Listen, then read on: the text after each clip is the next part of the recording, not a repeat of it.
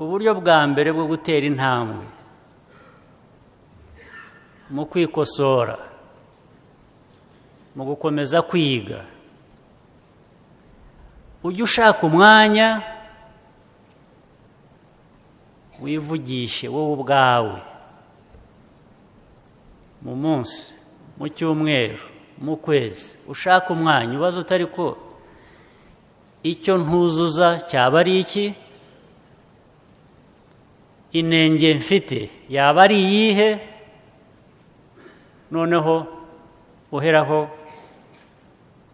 ushake uburyo ibyo wabikemura. Impamvu mbivuga ntyo ni ukuvuga ngo uramutse ushatse gutegereza kugira ngo uwakubonyemo inenge abe ari uza kuyikubwira,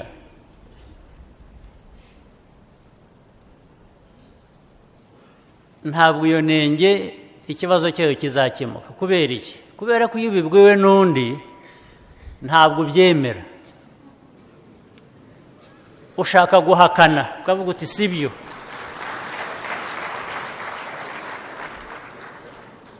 Ugatangira impaka, ndetse ukumva ko abantu bagusuzuguye cyangwa bagututse cyangwa batakubonamo agaciro ukwiye kuba ufite.